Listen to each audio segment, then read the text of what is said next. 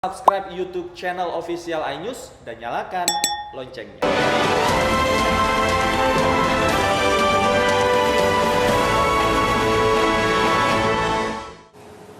Harga tes Genos naik dari Rp20.000 menjadi Rp30.000. Meski kenaikannya hanya Rp10.000, sejumlah penumpang kereta keberatan kebijakan tersebut.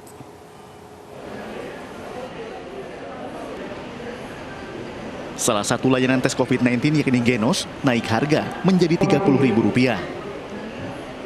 Kenaikan harga tes Genos sudah terjadi di Pasar Senen, Stasiun Gambir, dan Stasiun Bekasi mulai Sabtu 20 Maret 2021. Sejumlah penumpang pun mengomentari kenaikan harga Genos yang sebelumnya hanya Rp20.000.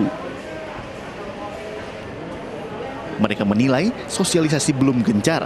Selain itu, meski kenaikan Rp10.000 bagi sejumlah orang cukup memberatkan. Sudah diberitahukan ke masyarakat atau belum gitu loh. Kalau tahu-tahu langsung naik kan kita juga bingung. Kaget, nggak cuman bingung aja gitu loh. Ya, habis gimana kalau udah persyaratan ya mau nggak mau kita ngikutin. Ya hitungannya ya sedikit agak memberatkan lah. Apalagi harganya naik. Katanya kemarin Rp20.000, sekarang jadi Rp30.000. Ya nggak tahu juga itu gimana. Menurut Bapak bagaimana, Pak? Ya menurut saya sih jangan dinaikkan lah gitu. Soalnya kan kita sama-sama juga penting perlu gitu. Ternyata tarif Genos dikatakan naik ini merupakan penyesuaian harga. Pihak PT KAI mengatakan harga awal Rp20.000 merupakan tarif khusus saat peluncuran awal. Penyesuaian tarif menjadi Rp30.000 untuk sekali tes dilakukan untuk meningkatkan pelayanan Genos di sejumlah stasiun. Sejak Februari lalu, Genos menjadi salah satu alternatif pilihan dan syarat untuk dapat menaiki transportasi umum, salah satunya kereta api. Genos menjadi pilihan karena murah dan cepat dibandingkan antigen dan PCR test. Dari Jakarta, Yuda Tri Prasetyo, iNews melaporkan. Pembelajaran tatap muka di 330 sekolah di Kabupaten Batang, Jawa Tengah sudah sepekan lebih dilaksanakan. Dinas Pendidikan dan Dinas Kesehatan memantau sekolah-sekolah tersebut untuk menekan tingkat penyebaran COVID-19.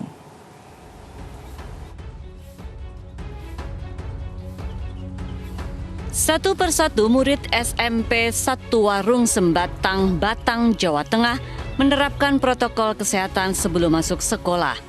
Mulai dari pengecekan suhu tubuh hingga mencuci tangan sebelum masuk ke dalam kelas. Protokol kesehatan dengan ketat diterapkan, tetapi pihak sekolah juga melakukan berbagai cara agar para murid tetap menjalankan pembelajaran secara nyaman.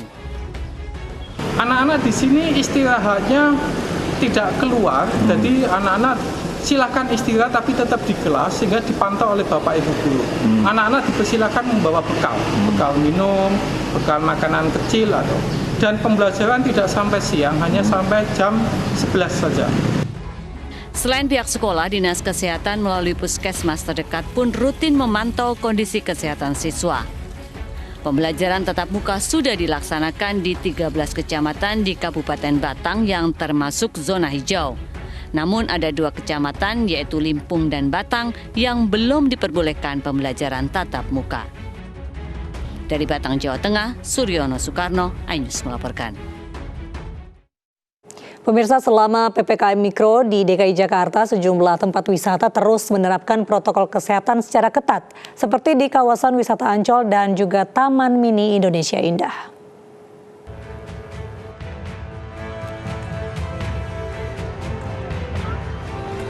Selama masa PPKM Mikro DKI Jakarta, Taman Impian Jaya Ancol terus menerapkan protokol kesehatan COVID-19 bagi pengunjung yang datang. Pengelola Taman Impian Jaya Ancol membatasi jumlah pengunjung sebanyak 50% dari kapasitas maksimal 120.000 pengunjung menjadi 60.000 pengunjung. Sejak pukul 6 hingga setengah 10 pagi, sudah 2.000 lebih pengunjung yang menikmati akhir pekan di kawasan Taman Impian Jaya Ancol.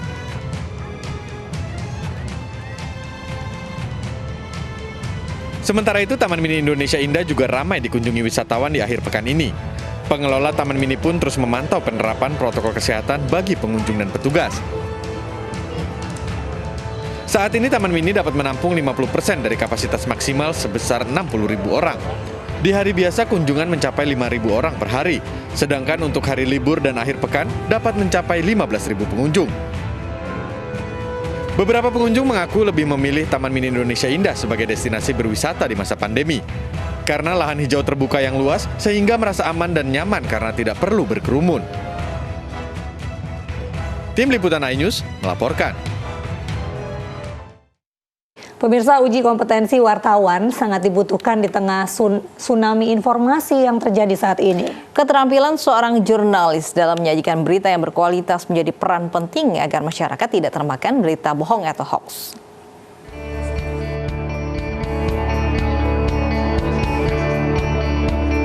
Simulasi jumpa pers menjadi salah satu materi uji kompetensi wartawan yang digelar MNC Media bersama Dewan Pers.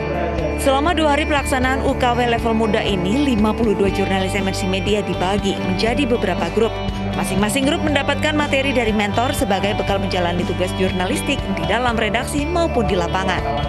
Kita dibagi dalam beberapa kelompok, strategi pengerjaannya sebenarnya dibebaskan kepada kami di setiap kelompoknya, namun nanti dalam pengujiannya di hari ini, itu setiap peserta diuji berdasarkan kategorinya masing-masing. Semoga dengan adanya sertifikasi ini, kita lulus sertifikat, kita bisa sebagai jurnalis bisa lebih profesional dan mengetahui kaidah-kaidah dalam peliputan dan apa yang kita kerjakan, apa yang hasil karya yang kita dapatkan ini berguna untuk masyarakat. Sebagai grup dengan jaringan media terbesar di Asia Tenggara, MNC Group sudah seharusnya memiliki jurnalis yang memiliki standar kompetensi, tangguh, dan berkualitas. Apalagi untuk kebutuhan media saat ini, bahwa banyak sekali berita-berita hoax, sehingga dibutuhkan memang jurnalis yang tangguh dalam menyikapi berita-berita seperti itu. UKW saat ini dilakukan secara hampir serentak ya dalam beberapa bulan yang sedang berlangsung ini di 34 provinsi, dan di Jakarta dijalankan oleh MNC Group sebagai penyelenggara uji kompetensi. Setelah melalui proses uji kompetensi wartawan, para jurnalis televisi dari MNC Media ini diharapkan mampu melaksanakan tugasnya dengan lebih baik dalam menyajikan informasi bagi masyarakat. Dari Jakarta, Tim Liputan iNews melaporkan. Pemirsa, Manchester City susah payah menyingkirkan Everton untuk lolos ke semifinal Piala FA. Sesaat lagi informasinya.